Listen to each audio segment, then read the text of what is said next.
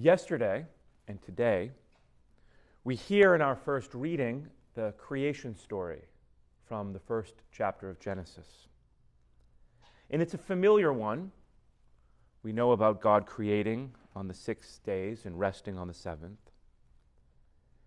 And though it's familiar, it's important to recognize and to return to it again and again to see the extraordinary and the powerful truths that we can draw from it.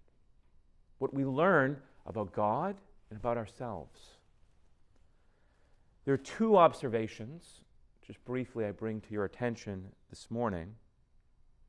The first is all are created, everything is created intelligently and is intentionally made.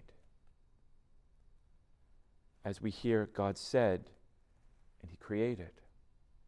And the second, which is beautiful to consider, is God calls and identifies everything, you and me, as good. These are simple observations, but they're powerful.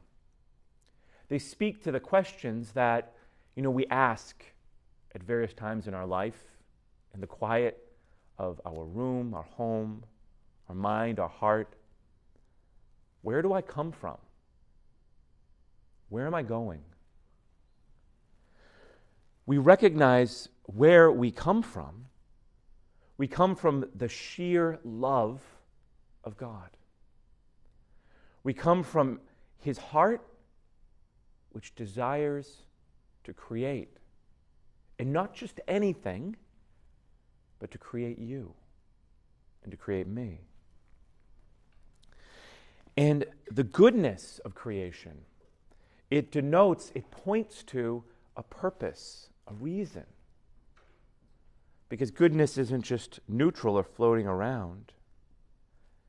Rather, everything in creation, it shines forth, it shows the world, it shows everyone and everything the glory of God.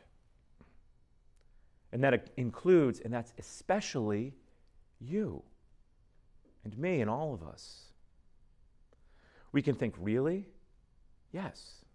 You shine forth the glory of God. In this story, we even hear a doubling down and emphasizing of that God created man in His image. In the divine image, He created him. Male and female, He created them. That you and I are not an accident, not just a random occurrence, but you are intentionally and wonderfully made. And that's true. Whether you believe it or not, it doesn't matter, it is.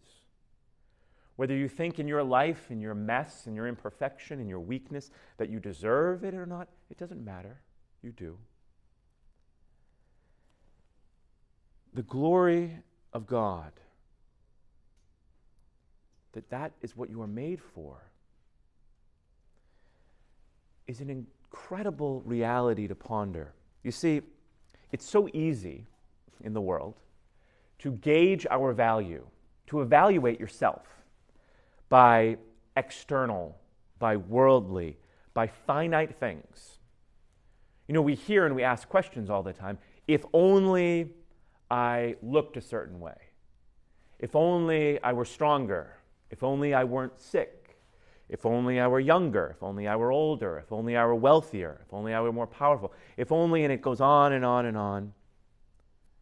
But here in Genesis, in God's eternal plan for you, we recognize that our value doesn't come from these if-onlys, but that God created and loves and made you good. We recognize it in our baptism.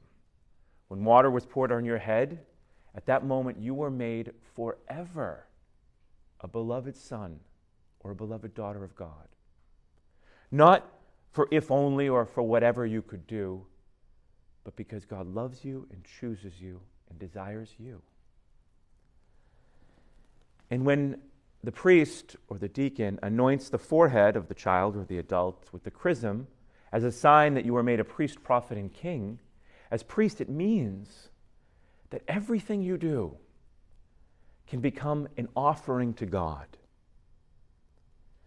which means we can view our life then from an eternal perspective. We should view our life through an eternal perspective. That you are not limited by worldly expectations. That every act of love, everyone, the big and the bold ones, but especially those little ones that no one sees, every suffering that you endure, again, not just the grand gestures, but those little sufferings that you endure, that you unite to Jesus on the cross, they become eternal acts. They adorn eternity. They become offerings to God. They show forth His glory. And so we are grateful that today we recognize again in the beginning who we are and who God made us to be, saints and holy like Him.